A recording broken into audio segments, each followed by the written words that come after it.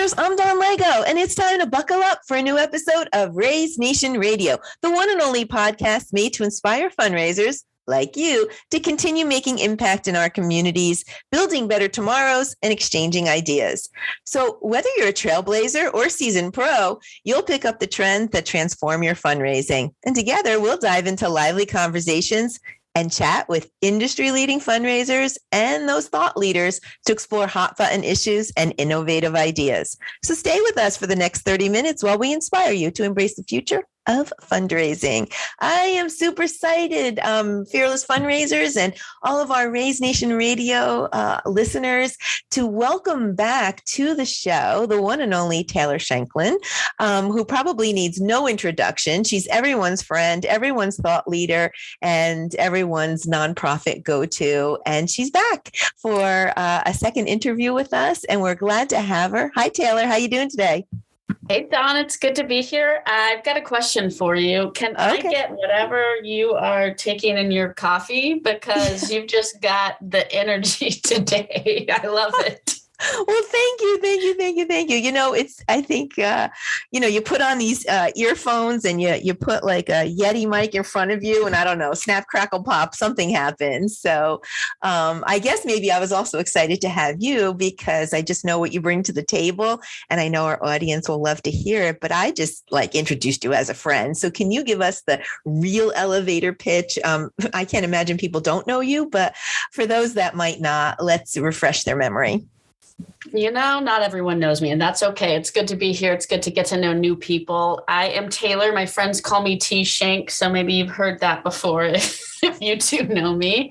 I have been in the nonprofit tech space for a long time, like you, Don. I am the founder and CEO of Barlele. We are a branding and marketing agency, and we really specialize in nonprofits and social good companies and small businesses and helping them grow with great branding and really repeatable marketing. Sustainable, repeatable. Yes, sustainable, repeatable, scalable, all of those things we love to say when we're talking about growth.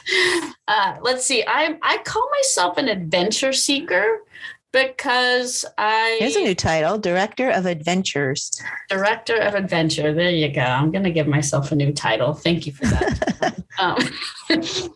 I don't know, because I feel like life is really short. I've had a lot of challenges in my life over the past 5 years with health, and it's really made me appreciate every single moment and every single day.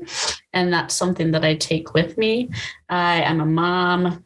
I'm married to an entrepreneur who buzzes around me like a bee all the time. And if you think I move quick, I can't keep up with that man. And I have a dachshund named Lady. So there you go. She chews everything. She ruins my life, but she's also the most amazing dog I've ever had. Wow. I love that intro. It's good to get to know you a little personally and professionally at the same time. But if anybody has ever talked to you, you know that your professional and personal life just collide. It's all one, right? So pretty much. We want to get to know you. Now, there's an interesting background story about the naming of your company. Can you remind me of that? Yeah, bar means only and Lele means soaring. So it's the meaning of it is only soaring. That's right. It's bar is Swedish and Lele is Hawaiian. And I mashed those two words together because, hey, why not? Yeah, it works. Well, now that reminds me, because your other episode, which if the audience wants to go scroll through all the 11 streaming channels, you can find Taylor's other episode on Raise Nation Radio. And it means just that, letting your fundraising soar. So now I remember why I titled it what I did. So thank you for jogging that memory. But we're going to talk about something a little bit new today, leadership. It's a I think it has new respect, especially navigating the past couple of years. And now the residual of the past couple of years moving into the future. just leading your mission and your cause and the people and the volunteers and the donors, it takes quite a special person to have gone through what we went through and to now navigate, the future, and things are just changing, constantly changing. So we're so happy to have you so that we can talk about leadership and the qualities of a leader that's kind of required to, grow your mission. So that's a loaded question, but you're good. You're good with loaded questions. So I don't mind you asking. Don't mind just throwing it at you. What does a nonprofit leader need to look like today to grow their mission and sustain in the future? Yeah. Big question. Oh, only that, Dawn. Just that little thing. Got 30 minutes, right? So I think there's I'll start with focus. Focusing on the right things in order to grow. So we can talk about a lot of attributes of leaders, and there are a lot of different personalities that can be great and make great leaders. What I often see happen is focus on the wrong things, right? We get caught in the day-to-day grind and the nitty-gritty. We get caught in the politics of, how do I tiptoe around this person or this subject or my board? And we get caught in these things that allow us to not focus, or they take away our focus from the right things. There's one other big thing, and this might shock people, is we focus so much on fundraising and dollars that we lose focus on the right things. And I'm going to get into what the right things are, because I think that we need to focus on things in an opposite direction of how we focus on them. So number one, usually, and I hear this all the time, I don't know, Dawn, if you agree or not, tell me if you do. We got to get more donors. We got to get more dollars. How much do you hear that? Well, yeah, I mean, how many times a day? I can't even count it. And I think where you're going with this is that you shouldn't not focus on it. It's just there's another way to focus on it that's going to lead to the donors and the dollars. Is that correct? Yeah. Okay. Bingo. I'm all ears. You got it. Bingo. So what happens is we focus so much on the revenue and the fundraising and the dollars and the numbers that we lose focus on the things that actually make that possible to happen. We lose focus on building the right team and the right people. So I refer to it as people. And number people first. 2 as process. And number 3, I usually call it product, but in the impact space, we'll call it impact. So focusing on having the right people in place, supporting those people, being good to them, building a culture that's free of all of the politicking and the, skirting around the issues. 2 is process, getting your people in place and then supporting them and empowering them with good process so that they can move through their day in a smooth fashion so that they're not hung up and caught up on, oh, I can't do this thing because I'm not allowed to talk to that person. That's just an example. I've seen this plenty of times in my career. And then the third one is product, where we're talking about it as impact. What are you actually doing? Like, so often we're focused on all of this other stuff that gets us bogged down that we're not actually able to focus enough time on the impact. What are we actually bringing to the world? What is our product? Is it clean water wells? Is it food for the hungry? Is it a safe space for those who've been abused to go and get help that they need? Right? So that's the product. So if we focus on doing those 3 things really, really well, the dollars come in. And I'm speaking about this from experience. People, I think sometimes when I start to say this, think I'm crazy. And they're like, well, you got to focus on what your number goals are. Yeah. I'm not saying throw all that stuff out. Nobody said not. Yeah. Nobody said to throw that out the window. Of course not. Clearly it matters. Okay. But if you focus on those other things first and you make those a really intentional priority to get really, really good at those things, first off, donors are going to want to give to you because you're a successful organization and all of the people working at your organization are excited to be there and you have a good culture.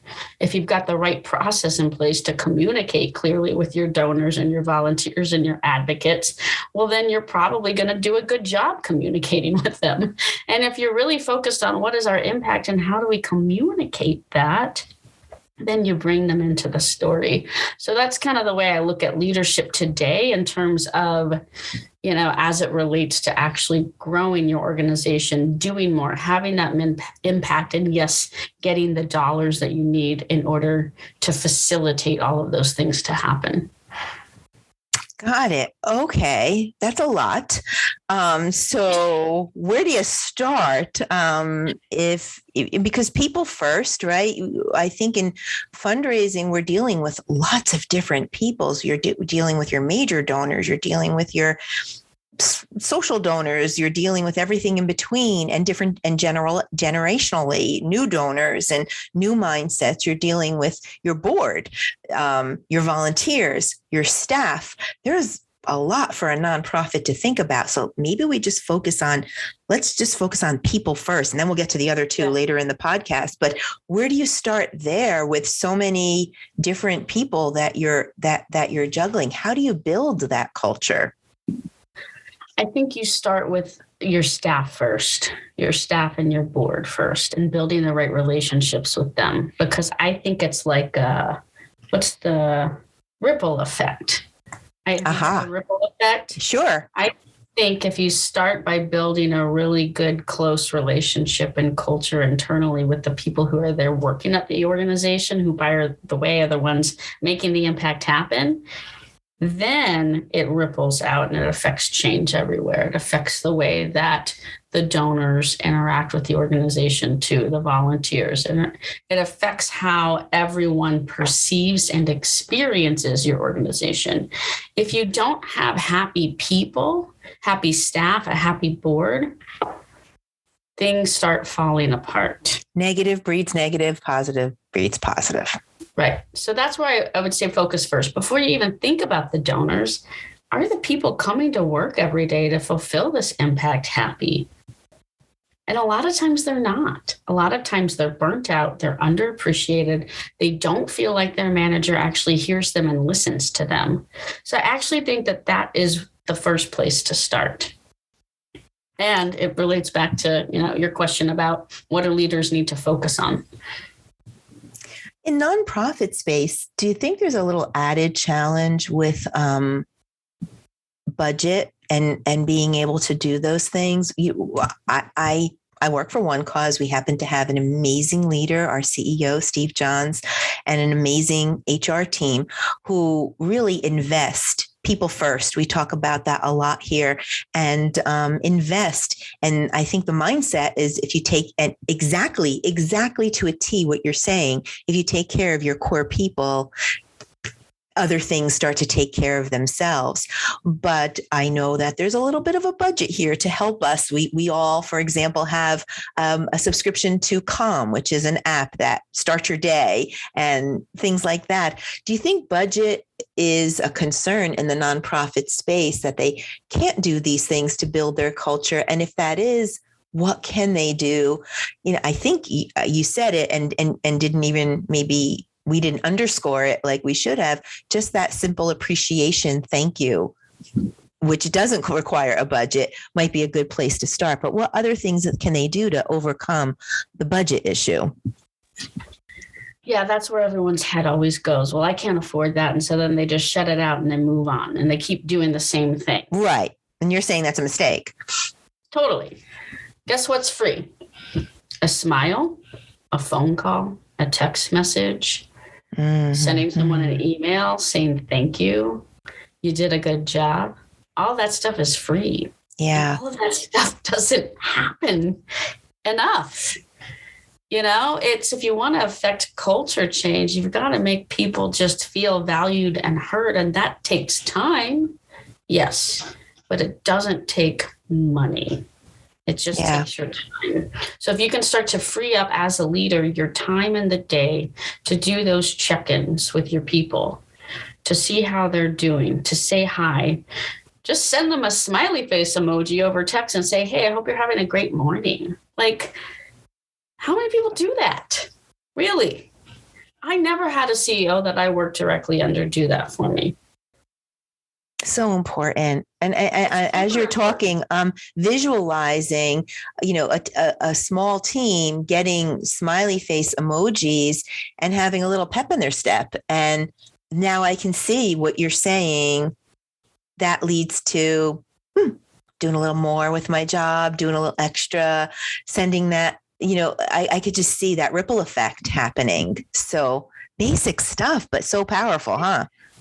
Right, exactly. It's like, I think what happens is it is basic stuff. And when you stop and you pause to think about it, and if you're listening to this and you're like, whoa, oh yeah, duh, like it is simple stuff, but yet we get really in our heads about everything else going on. We get really frazzled, right? And we think, oh, I got to do this board report, or I got to do this and I got to do that. And we don't take a pause to slow down, to focus on the most basic things, but the most effective things. And that's why I started this with, it's about where are you focusing? So where are you focusing your time and your energy? That those two things. Now, is this something that you coach through Barlele? Is that part of the services that you offer? Well, so we do mostly branding and marketing services. I'll say this comes up a lot as we're working through rebrands, usually. Okay. What happens, and first off, I am opening up new coaching services soon. So those are going to be coming out where you can work directly with me. Can't wait. Coach. I want to be on that email thread with the announcement. Don't forget. Yeah. So one, it does happen naturally a lot in our engagements where I'm working one-on-one with a client on their brand and their marketing strategy. Usually what I find is in those engagements, we go in and we're really trying to understand their business or their organization's goals. And then we try to figure out how do we get there with branding. But a lot of times what happens is when you have those conversations, I'm like, what do you really want for your nonprofit? Or what do you really want for your business? And then we get into some of that coaching stuff. But yes, I did actually just get a coaching certification with, do you know Mark Pittman of Concord Leadership Group? Mark, he's a great guy. He's been in the nonprofit space a lot. I just did his coaching certification. And I am going to be opening up new coaching services as well. Yeah, I think that's great because being a leader doesn't just mean checking those boxes with, what does the board deck look like? Did I report out right? Did I get this tech stack accomplished? Did there's more to being a leader, and that's that human part. And I just love what you're saying. It's definitely a great reminder. So let's move to process. I guess the same thing there. Does budget affect the nonprofit space where they, find budget of a process not possible? And I think you're going to say that's right, Dawn. You can't just say, oh, it's budget, I can't do it. You have to find a way. So how can we smooth out processes with everything that we're doing to focus on what things should we be focused on there? Yeah, I think it's a couple of things. One is opening up lines of communication and making it easy for people to communicate.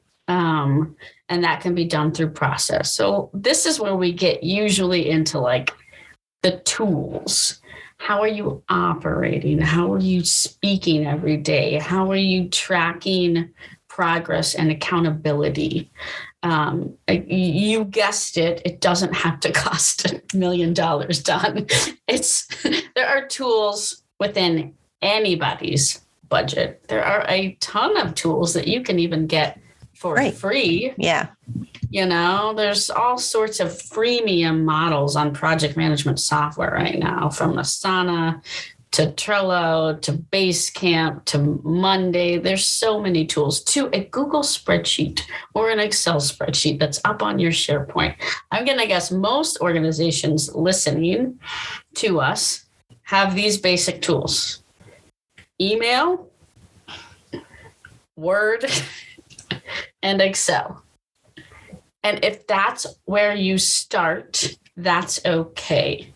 So, are you communicating effectively in your emails? Right? Like, really take a step back as a leader and start to evaluate, how do you even communicate in your email to your team? 2, are you giving them a place to collaborate? This is where I actually prefer like Google Docs over Word, because if you want to start to set priorities, and in a cheap and quick and fast way, one of the best ways to do it is with a shared Google Doc, where you start putting all of your priorities into a spreadsheet and tracking them and doing a little bit of fancy, filtering effects and stuff like that in the spreadsheet. Word or Google Docs, regular Word doc, start to plan out your priorities and start to determine what needs to be focused on first and what's the highest priority. Now, we can get into a lot of additional process tools, but I don't think we have time for that today. But the myth I want to break down mostly is that like this has to be expensive. It's not. It's accessible to anyone. And it's just like, you got to start somewhere. Also, like, you can always evolve. So I'll give you an example. I've been using for my business a sales system and a CRM and some Google spreadsheets. Finally got to a point where I'm like, that's not good enough. So yesterday I bought a CRM. Oh, yeah. I bought HubSpot. And you know why I bought HubSpot? HubSpot. I've shopped for it a lot in my career. I was talking to our director of operations yesterday and we were like, we need a CRM. I was like, yeah, I know. There's 3 on the list. And then 30 minutes later, I said, let's just buy HubSpot. And so we went and we bought it, and now we're going to start implementing it. And I share this story because a lot of times we stop the process of moving forward because we get stuck in analysis paralysis. Now, I could have gone around for 2 weeks and said, you know what, let's actually look at every single CRM on the market again and really evaluate the right one. And instead I said, no, it's better. Let's move forward. Decision, get a CRM, get HubSpot. I already know it's good. I know I've used it before. I know our IT director knows it really well. And I know other people on the team probably want to learn this tool. So let's just buy it. Guess what? If it stinks, we'll throw it out the window later. We'll get a different one. We'll learn something. Yeah.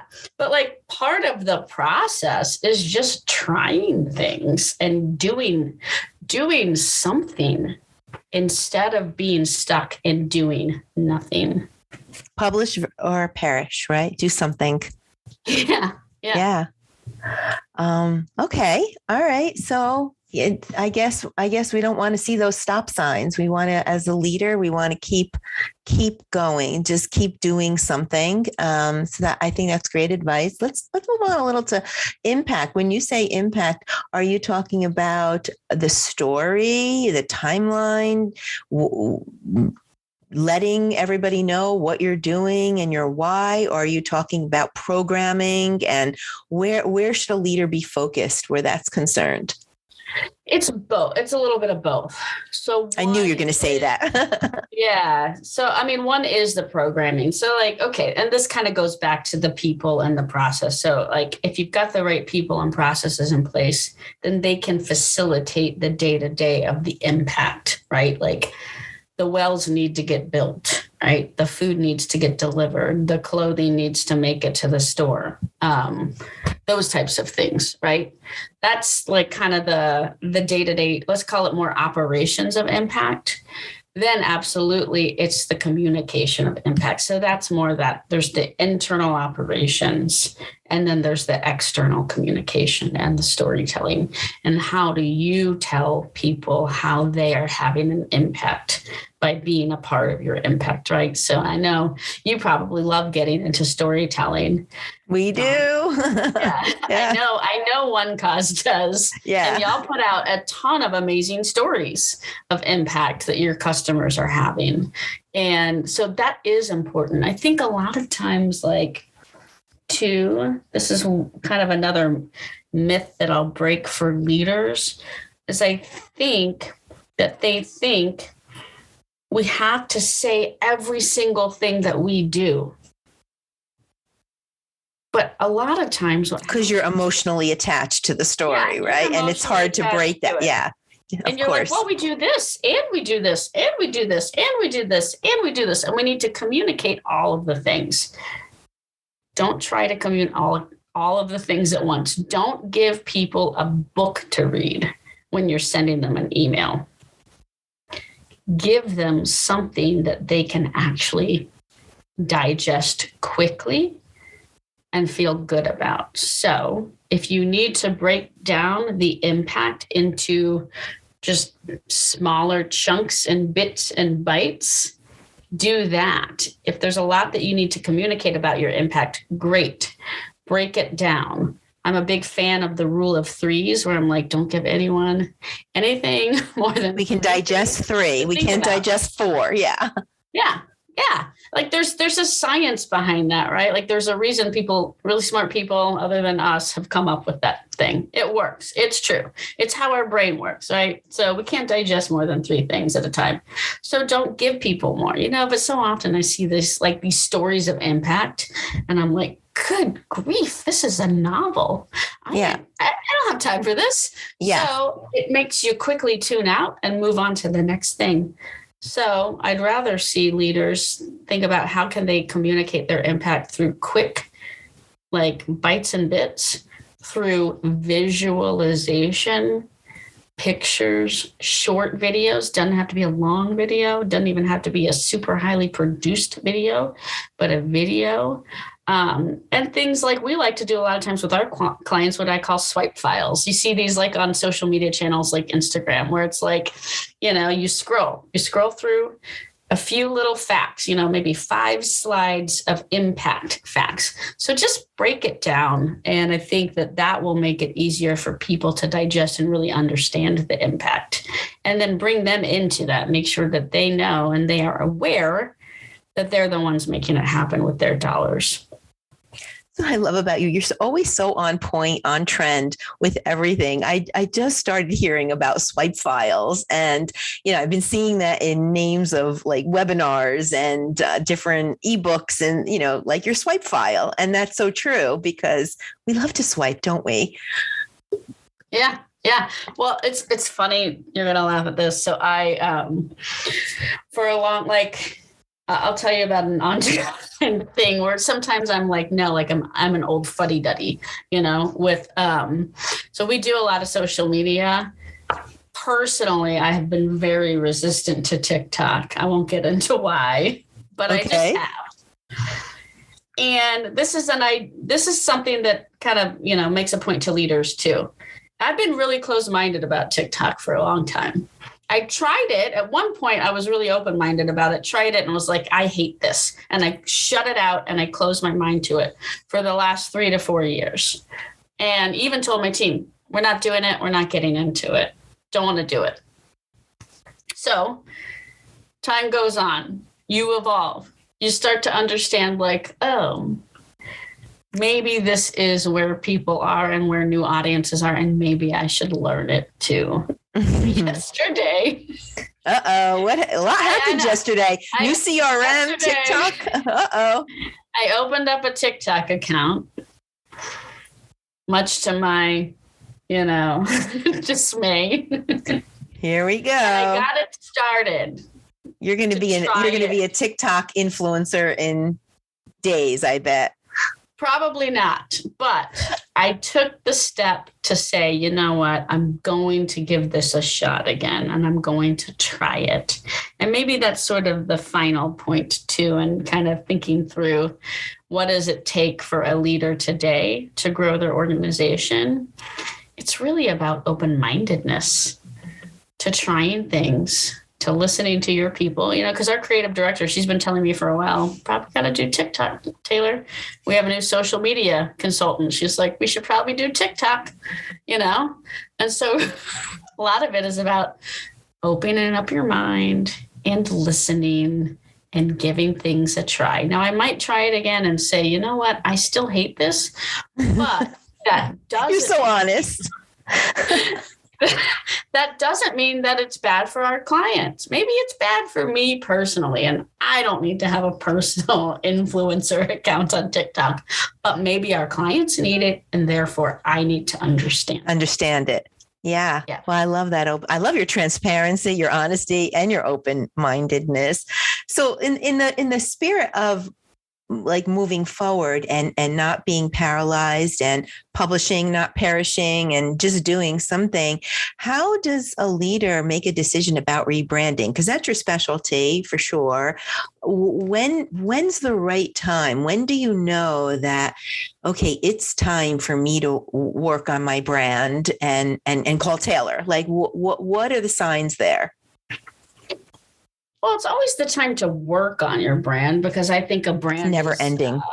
Never ending. I think it's an evolution. I don't think it's something that just gets put out there once and then never changes. So that's one thing.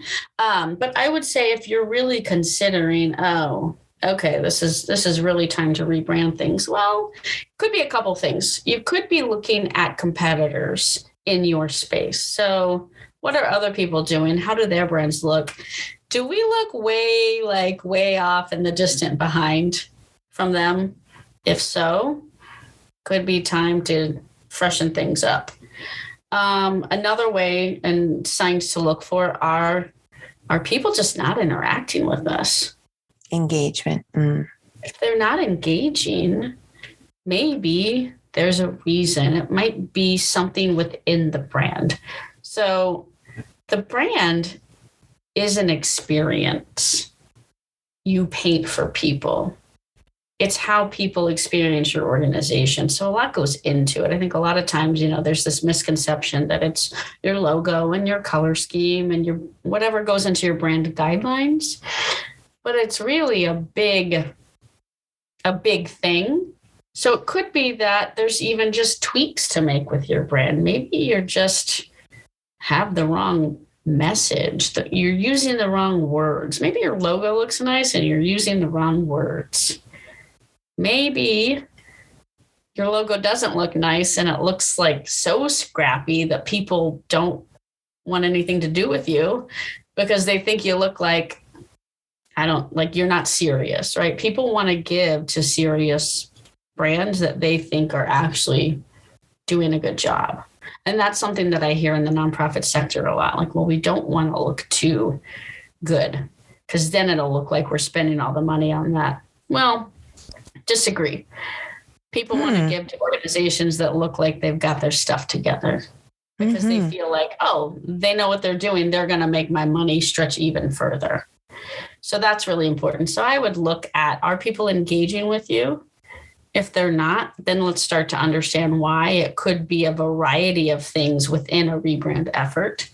And or are you seeing your competitors just way surpass you in terms of how they look, how they sound, how they feel, how people experience their brand? The last thing I'll give you is one simple question you could ask yourself. And that is, if I wasn't the leader at my organization, and I received one of our emails, or I saw something on our social media, or I received something in the mail, would I give to me? Let's say I didn't know you. Let's say I wasn't the leader here. Would I give to me? Would this compel me to take any action? And if your answer is no, and you got to take a hard look at yourself, and it's not an easy thing to do, but if your answer is no, then that might be time. Yeah. Wow, that is powerful. I've heard that before, but not quite like that. Send it to yourself or send it to people that you know and trust or your tight circle or people outside. Just, read this. Would you give? So many easy things that you brought forward today that really define, humility and being humble and taking care of your people. If you take care of your people, other things will take care of themselves, but give them some process so that, it's easy and not difficult, and focus on the impact and the things that matter. I mean, really, you just broke it down, made it easy, and managed to make something that was so complex going into this podcast seem a lot easier. But of course, that's your years of expertise. And I know a lot of people are probably like, oh, I need me some Taylor. So how would that happen? How do people get in touch with you if they want to know more? Because we've already consumed a half hour, and I know I'm like, oh, give me more, give me more. I know our audience is feeling the same way. So without giving away all your tips and secrets, now it's time to give Taylor a call. How do we get in touch with you? Sure. Well, you can find me on LinkedIn, Taylor Shanklin on LinkedIn. That's where I do a lot of my thought leadership. Go to the Barlele website, BARLELE.com, if you want to learn a little bit more about what we do at Barlele. You can also go to my personal website where I put up, that's more of my growth coaching tips and tricks and ways to just get in touch with me more personally at tshank.com. So TSHANK.com. Wow. Well, and somewhere on TikTok, I am. I have a YouTube. And we're going to find you on TikTok. And I know you're always speaking someplace. You'll be over at the NEO conference in Kansas City in September with our friends there at Next After. We're going to miss you this year at Raise in Chicago in September. Where else can we find you speaking if you have your calendar in front of you between now and maybe next couple of months? Or end of the year? I'm doing a bunch of webinars. I guess the best way to kind of follow along would be on LinkedIn because a lot of it's virtual now and I do a lot of webinars and stuff. I am going to the NEO conference, so I'll be there. And other than that, I'm sort of on a little bit of a pause from speaking as I work on some other things. Don't tell me that. You could never be on a pause from saying that would be tragic. You know what you can do if you're interested? I did a TEDx talk. You can go find. Whoa, you did? When was that? Yeah. It was in 2021. I can't even remember. The last few years are a blur for all of us. Yeah. I did it with Linux Village TEDx. I talked about my life philosophy, minimize to maximize. So go find that and watch the TED Talk. Wait, one more time. What was that? You did that with who? And it was what? Can you repeat that for me? Yeah, if you go to the TED channel and search for my name, you'll find my TED Talk. I did it with the Linux Village TEDx. Okay. And that was back in, I think it was 2021. The title is Minimize to Maximize. So if you're Googling it or going to the TED channel and looking for it, that's what you look for. Got it. Oh, I'm going to do that as soon as we get off this podcast. So cool. Well, it's always a pleasure, Taylor. I love I could listen to you forever. You just have such great insight. So thank you for coming back to the show and sharing a little bit more about what you do every day and what you believe in. And we just really appreciate having you. Thanks for having me. It's always a joy to talk to you. And I'm serious. Send me that coffee recipe. It's working for you. I will. All righty, Fearless Fundraisers. I'm so sorry, but that's about all we have time for today with Taylor. Thank you for listening. We hope you enjoyed today's Raise Nation topic and your daily dose of fundraising inspiration. Tune in for a new episode release every Thursday at 12:30 p.m. That's Thursdays, 12:30 p.m. Eastern Time, new release drop. But in the meantime, listen to all the episodes on Raise Nation Radio. Find Taylor's other episode with us and follow the channel that you like best so you can get the notifications about new guests and upcoming shows. We know that fundraisers are doing amazing things to build better tomorrows for our communities. Stories are awe-inspiring. You won't want to miss a single episode. I would like to thank our sponsor, One Cause, for making this episode possible. One Cause is driving the future of fundraising. with easy-to-use software solutions that help nonprofits connect with donors. Be sure to check One Cause out at onecause.com. Visit the resource tab on the homepage for a broad catalog of ebooks and webinars that you'll find helpful. And you can Google Taylor Shanklin there too. We have plenty of content, collaborative content with Taylor. A huge shout out and thanks again to Taylor Shanklin, our today's guest. We always appreciate her expert and authentic voice. Taylor, thank you. I enjoyed our conversation. Any last words of inspiration for our fearless fundraisers and our audience today? No, just go out and do you today. Be yourself, do you. I find that that's usually the best way to live life and become the leader that you want to be. I'll tell you, this is one of my favorite quotes that I got recently. Tell your brain what you want it to know. Oh, I love that. Well, we love the fact that yourself and any doubt that you have, tell your brain what you want it to know about yourself, and you go out and do you. Well, we love the fact that you do you. So thank you again so much. For now, that's a wrap. Until next time, I'm Dawn Lego. This is Raise Nation Radio. You stay fearless out there.